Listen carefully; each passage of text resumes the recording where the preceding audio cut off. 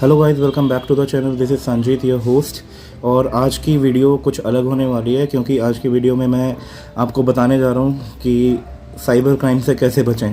क्योंकि मेरे साथ हो गया है और परसों रात को हुआ, तब से मैं सदमे में था। कल पूरा दिन police station, cyber crime branch जो हमारे यहाँ पे है, और उसके बाद बैंक, इनके चक्कर काट के फाइनली मुझे क्या कंक्लूजन मिला, तो ये चीज़ मैं आपके साथ में शेयर करना चाहता हूँ क्योंकि ये बहुत ज़रूरी है। ये किसी के साथ भी हो सकता है, कोई भी फंस सकता है इसमें। और ये चीज़ें बहुत ज़्यादा बढ़ रही हैं इस टाइम मतलब बहुत ज़्यादा, मतलब ये चीज़ें पैर पसार रही है। ये आप अगर अवेयर हैं तो दिन में कहीं ना कहीं एक क्षण ऐसा होता है कि पूरा दिमाग ख़त्म होता है, कोई ब्लैंक काम नहीं कर रहा होता है। वो आप उस टाइम पे पीक पे डिस्टर्ब हो सकते हैं, या फिर टेंशन में हो सकते हैं, या किसी चीज़ को लेकर परेशान हो सकते हैं। और ऐसी चीज़ों में कभी कभार गलतियां हो जाती हैं, जो कि मुझसे भी हो गई है। तो ये गलतियों के बारे में हम लोग डिस्कस करेंगे। जल्दी से एक वीडियो मैंने बनाई है ये, ताकि आप लोग अवेयर हो जाएं कि क्या चीज़ करनी है और क्या चीज़ नहीं करनी है। तो चलिए वीडियो शुरू करते हैं। तो कहानी कुछ ऐसे शुरू होती है कि भाई रात को करीब 8:30 बजे मेरा घर में कुछ झगड़ा हुआ, छोटा मोटा जैसे घर में चलता रहता है। तो मैं किसी बात को लेकर एक्चुअली मैं परेशान था, और मैं अलग अपने रूम में आके, जहाँ पे मैं अभी बैठा हूँ, यहाँ पर आकर बैठ गया था तो कि भाई थोड़ा सा दिमाग शांत हो जाए। रात के 9 बजे थे। मेरे को एक व्हाट्सएप पर मैसेज आता है जिस पे लिखा होता है कि हाय कैसे हो। तो मैंने उसका सीधा सबसे पहले डिस्प्ले प्रोफाइल देखा। सबसे पहले मेरी नज़र गई डिस्प्ले प्रोफाइल पे। डिस्प्ले प्रोफाइल थी उस नंबर की। मेरे जो रेंट पे हैं, मेरे टेनेंट हैं, उनका नाम है Sam Kumar, mister Sam Kumar. उनका रिटेल का आउटलेट है यहाँ पे, केरला स्टोर चलाते हैं वो। तो उनसे मेरी मतलब लेन देन छोटा मोटा चलता रहता था। तो और काफ़ी अच्छे बंदे हैं सैम भैया। तो सैम भैया के उससे मैंने देखा और तुरंत मैंने बोला कि और भैया कैसे हो, काफ़ी दिन हो गए बात हुए, सब ठीक है। तो उसके बाद थोड़ी देर में उन्होंने जो है पैसे बोला कि भैया अर्जेंट ज़रूरत है मेरे को पैसे की, और मेरे को आप अभी अगर आप दे देंगे मैं आपको कल सुबह 10 बजे दे दूँगा। हालांकि मुझे ये सारा चीज़ें पता थी, लेकिन कल मेरा दिमाग कैसे बंद हो रखा था। लिटरली ये चीज़ मुझे बाद में रियलाइज़ हुआ कि मेरे साथ क्या हो गया मेरे साथ में। और फिर सीन ये हुआ कि भाई मैसेज आया, मैंने मैसेज का रिप्लाई किया। मैंने कि भैया कितने चाहिए? बोला कि 20,000। अब मैंने चेक किया, 20,000 तो कैसे दे दें, जितना मांगे। मैंने कि चलो कुछ कम दे देता हूँ, बाकी बंदा कर लेगा अरेंज। और मैंने उसको 10,000, उसने एक नंबर भेजा संजय कुमार का। ये नंबर मैं सारी डिटेल्स, ट्रांजैक्शन सब इस स्क्रीन पे आपको शेयर कर रहा हूँ, ये आप देख सकते हैं इस टाइम जो स्क्रीन पे हैं। ये नंबर आप देख सकते हैं। ये नंबर जो है, इस नंबर से मेरे को मैसेज आया, और ये जो नंबर है ये वाला, इस नंबर पे मेरे को पैसे भेजने के लिए कहा। अब सीन क्या हुआ कि मैं इसको चेक करता, इतने वहाँ से मतलब ऐसा प्रेशर सा बन गया एकदम कि ये बंदा मैसेज पे मैसेज करे जा रहा, भैया भेज दो प्लीज़, भैया भेज दो, मेरे को रिप्लाई दो, भेज दीजिए। तो एक मैं उसी टाइम नीचे से मेरे को कॉल आने लग गई वाइफ के। मैं टॉप फ्लोर पे आया था, तो मैं यहाँ पे वाइफ के फ़ोन आ रहे और पड़ोसी के फ़ोन आ रहे कि एक बार गाड़ी हटा दीजिए, गाड़ी हटा दीजिए। और बैक टू बैक मतलब मैं ऑक्यूपाई हो गया। मैं किसी को ब्लेम नहीं कर रहा हूँ, लेकिन मैं खुद ही इतना ऑक्यूपाइड हो गया, और मैं ऑलरेडी टेंशन में बैठा हुआ था। मतलब मेरा दिमाग बिल्कुल खाली था, ब्लैंक। मेरे को ऐसा लगा कि दिमाग काम नहीं कर रहा है। मैं नीचे चाबी उठाई गाड़ी की, और मैंने जाते हुए वाइफ को बोला कि इस नंबर पे 10,000 भेज दो, और उसने तुरंत भेज दिए। हमसे बहुत बड़ी गलती हुई, चूक हुई, मुझसे भी हुई, और वाइफ से बोल सकते हैं कि कुछ भी मान लीजिए। लेकिन आप यकीन कीजिए, मैं इन चीज़ों का बहुत ज़्यादा ध्यान रखता था, बहुत ही ज़्यादा। लेकिन मेरे साथ ऐसा हो जाएगा मैंने सोचा भी नहीं था, और ये हो गया। और 10,000 रुपये मेरे चले गए। ये स्क्रीनशॉट है जो अभी आप देख रहे हो। ये मेरी वाइफ कविता, उनके अकाउंट से भेजा हुआ पैसा है, किसी संजय कुमार को गया है। ये आप यूपीआई आईडी देख लीजिए इस बंदे की, और जो भी डिटेल्स हैं आप यहाँ पे देख लीजिए। इसके बाद में आप ध्यान रखिए, सतर्क रहिए। अगर ऐसे कुछ मैसेज आते हैं व्हाट्सएप पे, फेसबुक पे, तो आप इनको बिल्कुल भी पैसे मत भेजिए। आप डायरेक्ट उस बंदे से कांटेक्ट कीजिए जिसको पैसे भेजने हैं, पहले उसे फ़ोन कीजिए। नॉर्मली तो हम यही करते हैं, लेकिन पता है सीन ख़राब तब हो जाता है जब हम फंसे होते हैं, हम सिचुएशन में ऑक्यूपाइड रहते हैं। और ऐसा ज़रूर होता है, दिन में एक ना एक टाइम ऐसा होता है, और वो सही टाइम पे स्ट्राइक हो गया उस बंदे का। फ्रॉड जो है वो मेरे साथ में स्ट्राइक हो गया, और मैं खुद ही फंस गया। तो भाई उस टाइम मेरा दिमाग काम करना ही बंद हो गया। मैंने हिम्मत करके वाइफ को बताया, मैं कि यार जो भी पैसे भिजवाए थे वो फ्रॉड में चले गए हैं। और मैं बहुत ज़्यादा घबरा गया, मतलब पता नहीं क्या होगा। और मतलब बहुत ही ज़्यादा नेगेटिव थॉट्स मेरे अंदर आने लग गए कि मैं पैसा संभाल नहीं पा रहा हूँ, मैं इस लायक नहीं हूँ, पता नहीं क्या क्या मेरे अंदर में आने लग गया। और तुरंत फिर मैंने 1930 पे कॉल किया, जो साइबर क्राइम का ग्रीवेंस सेल है, उनको जाके मैंने रिपोर्ट की। उसके बाद में उन्होंने एक लिंक शेयर किया मेरे साथ में, लॉगिन आईडी शेयर किया और एक एक्नॉलेजमेंट नंबर इशू किया। और उसके बाद में वो डिटेल्स जो है मैंने रात में ही भर के अपलोड कर दी थी। अगर कोई जानना चाहता है, किसी को साइबर क्राइम की रिपोर्ट लिखवानी है, तो आप मेरे से पूछ सकते हो कमेंट सेक्शन में लिख के। और तो वो रिपोर्ट मैंने खुद ही मॉडिफाई कर दी थी। हालांकि उसको बनवाने के लिए, कंप्लेंट डलवाने के लिए लोग बोलते हैं कि थाने से भी बोल देते हैं, साइबर क्राइम से भी बोल सकते हैं कि भाई अगर आपको नहीं आता है या तो आप खुद कर लीजिए लैपटॉप पे, और अगर आपको नहीं आता है तो आप साइबर कैफ़े चले जाइए, वहाँ से आपको वो बंदे हेल्प कर देंगे। तो हालांकि मैंने ये खुद ही कर दिया था। तो मैं साइबर कैफ़े सबसे पहले मैं गया यहाँ महरौली थाने सुबह मॉर्निंग में। रात में मैंने ग्रीवेंस सेल पे रिपोर्ट डाल दी थी। फिर उसके बाद बैंक कस्टमर केयर, हाँ, फिर उसके बाद में कैनरा बैंक के कस्टमर केयर पे भी हमने बात की। इसके बारे में मैं आपको बताऊंगा कि कस्टमर केयर के बंदे ने क्या बोला, वो सारी हमने रिकॉर्डिंग रखी है।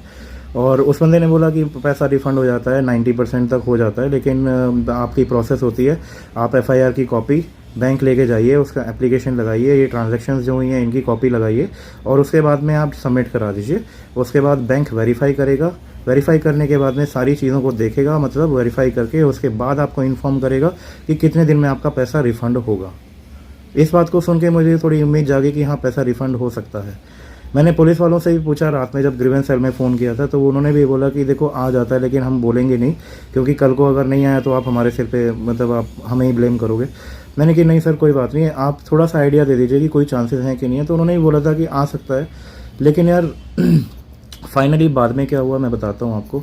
अब नेक्स्ट डे, मतलब कि कल सुबह उठते ही रात भर एक तो नींद नहीं आई, सच बता रहा हूँ, रात में नींद नहीं आई। बात पैसे की नहीं है यार, मतलब बात ये है कि एक वो हो रहा था कि मेरे से ऐसे कैसे हो गया। मैं बहुत ध्यान रखता था, सच बताऊँ, मैं बहुत ध्यान रखता था इन चीज़ों का, लेकिन मेरे से ऐसा हो गया, मुझे ये बात एक्सेप्ट नहीं हो रही थी।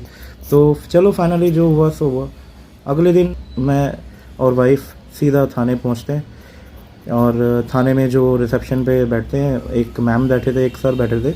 तो उन्होंने भी वो बहुत, मतलब हमारे साथ में हमारी सुनी आराम से, और उन्होंने बताया कि मतलब 5 से 7 लाख रुपया सिर्फ महरौली से डेली की कलेक्शन होती है फ्रॉड की। मतलब ये आंकड़े हैं, आपकी आंखें खुल जाएंगी। सिर्फ महरौली से 5 से 7 लाख का फ्रॉड डेली होता है। जो लोग महरौली और उसके आसपास के लोग रहते हैं वो इस चीज़ को जानें, सतर्क रहें। और उसके बाद ये चीज़ पुलिस डिपार्टमेंट में हमें बताई है। अगर आपको कोई भी इस चीज़ में संशय है, डाउट है, तो आप जाके वहाँ पे कंफर्म कर सकते हैं इस बात को।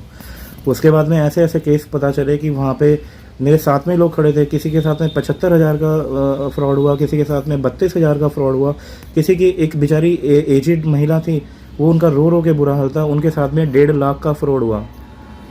तो यहाँ पे देख के मैं थोड़ा ठंडा पड़ गया कि चलो मैं सस्ते में निपट गया। लेकिन ये चीज़ हो रही है, सबके साथ हो रही है। तो भैया अगर आप चाहते हैं कि आपके साथ ऐसा ना हो, तो ये पूरी कहानी सुन लो और इससे कुछ सीख लो। तो सीन ये हुआ कि फिर जब थाने गए, थाने ने बोला कि भाई यहाँ पे तो हम मर्डर हो, खंजर हो, कोई ऐसा केस हो, झगड़ा हो, तो हमारा काम बनता है, आप अभी सीधा साकेत चले जाइए। वहाँ पे साइबर क्राइम की ब्रांच है, काफ़ी बड़ा ऑफिस है, काफ़ी एजुकेटेड लोग बैठे हुए हैं, और उनके पास में सारी टेक्निकल जो एक्सेस होती है वो सब होती है, और वो पूरा जाँच करते हैं। तो मैं उसके बाद में सीधा मैं और वाइफ महरौली पुलिस थाने से साकेत के साइबर क्राइम ब्रांच में हम गए। वहाँ पे जाके रिसेप्शन पे मैम बैठे थे, उनको हमने अपनी कहानी सुनाई, और वो भी उन्होंने भी फिर मतलब 2-4 ऐसे बताए कि उनके घर में खुद और उनके नोन वंस में खुद ऐसी चीज़ें हो रही हैं। मतलब हम जहाँ जहाँ गए वहाँ हमारे लोगों ने अपने किस्से सुनाए, और मैं उनको गलत नहीं बोलूँगा, ये हो रहा है, ये सच में हो रहा है। उन मैम ने बोला था कि साइबर क्राइम जो मैम बैठे थे, उन्होंने बोला कि आप PVR चले जाइए, PVR साकेत, वहाँ पे कोई साइबर कैफ़े होगा। वो कह रही मैं नहीं हूँ, मुझे यहाँ वो कह रही कि उनकी नई पोस्टिंग हुई है, तो उन्हें यहाँ के बारे में ज़्यादा पता नहीं है, तो इसलिए उन्होंने बोला कि आप PVR चले जाइए। लोग अनवन वहाँ पर जाते हैं और वहाँ से अपनी रिपोर्ट कंप्लेंट करवाते हैं। और तो मैं वहाँ PVR जाने के लिए गया, तो वहाँ पर पूछना था कि साइबर कैफ़े कहाँ पर है। तो वहाँ की पार्किंग वाले से मैंने पूछा, भैया यहाँ पे साइबर कैफ़े कहाँ पे है। तो देखते ही वो भैया ना थोड़ा समझ गए, भाप गए सिचुएशन को। उन्होंने पूछा क्यों जाना है साइबर कैफ़े। मैंने बताया कि भैया साइबर फ्रॉड हो गया मेरे साथ में, कल रात को 10,000 रुपये चले गए। तो वो पार्किंग वाला बेचारा, उस बंदे ने के दिल की बात छू गई। मतलब उसने बोला कि भैया मेरे साथ खुद 27,000 का फ्रॉड हो गया, बिहार की एक लेडी है, वो बंदा भी बिहार से था। उसने बोला बिहार की एक लेडी है, मेरी वीडियो कॉल पे भी बात हुई है उससे, मैंने बोला मैं छोड़ूंगा नहीं। कहने का मतलब ये है कि मैंने कल जिस बंदे मैं जहाँ भी गया, और इस रेफरेंस में जब बातें निकली, तो मैं खुद शॉक हो गया, मतलब कि मैं स्टिल सेफ़ हूँ। मुझे लग रहा था 10,000 अब कैसे होगा यार, मतलब इतनी बड़ी अमाउंट घर में बताऊँ कैसे बताऊँ, लेकिन स्टिल बाहर का दुख देख के इन लोगों के साथ में जो हुआ वो देख के फिर मैं थोड़ा ठंडा पड़ा कि ठीक है, मैं सब्र कर लेता हूँ। मैं यही सोच लूँगा कि जिसने भी लिया है शायद उसे बहुत ज़्यादा ज़रूरत होगी उस पैसे की, और इस करके उसने ही ऐसा काम किया। बाकी भगवान उसको सद्बुद्धि दे। अगर वो मेरी ऐसी ये वीडियो देख रहा है तो प्लीज़ ऐसा मत कीजिए, कुछ अच्छा काम कीजिए, ऐसा मत कीजिए। तो फाइनली साइबर क्राइम से आके हमने जो है फ़ोटोकॉपी वगैरह वो रिपोर्ट्स वगैरह निकलवानी थी। जो कंप्लेंट है वो ऑलरेडी मैंने रात में ही डाल दी थी, उसमें मेरे को साइबर कैफ़े में जाने की ज़रूरत नहीं पड़ी।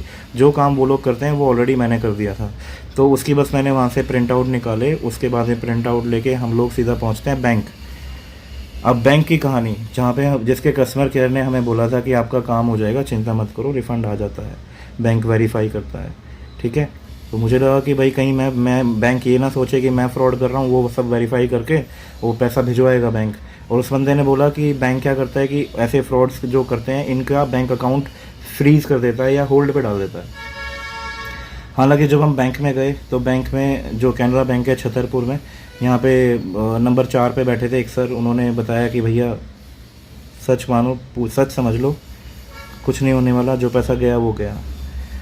हालांकि ये बात मुझे पता थी, लेकिन फाइनली जब बैंक के खुद कर्मचारी ने ये बात बोली तो थोड़ा अजीब सा लगा, गुस्सा भी आया। लोगों के कितने पैसे जा रहे हैं, गरीब लोग हैं, मतलब एक कैसे कैसे लोग हैं, एक एक पाई करके जोड़ते हैं। और फ्रॉड करने वाले को कोई तरस नहीं है कि कौन कौन गरीब है कौन अमीर है।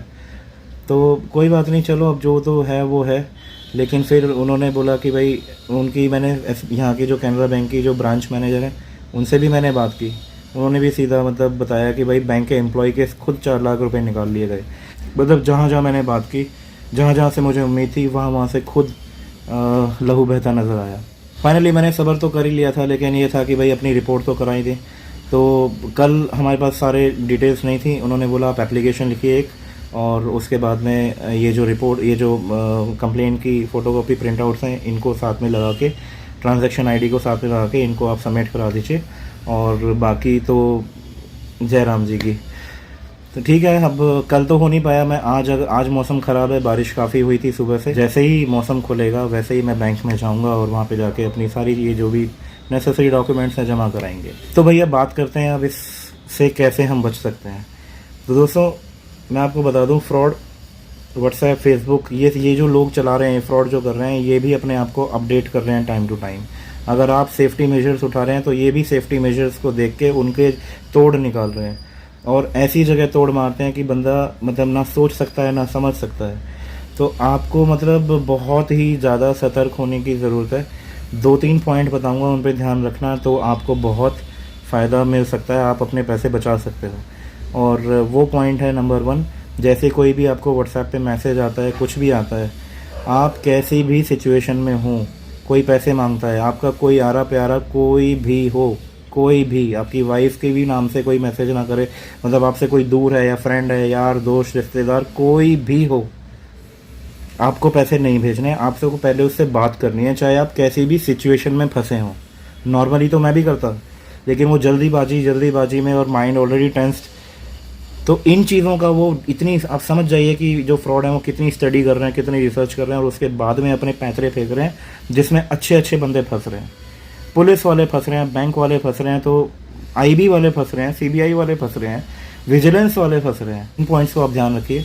पॉइंट नंबर 2, आपको सबसे पहले किसी को भी पेमेंट करो, चाहे बंदा सामने खड़ा हो, आपको 1 रुपया भेजना है पहले, और 1 रुपया भेज के फिर कॉल करके चेक करना है उस बंदे को, जिस बस मैसेज आया उससे नहीं, असली नंबर जो है उसको फ़ोन करना है। कभी आप उसी जिससे मैसेज चल रहे हैं उसी को ही फ़ोन पे दबा दो और वो बात कर भी लेगा, ठीक है, क्या पता हो सके आप पहचान भी ना पाओ।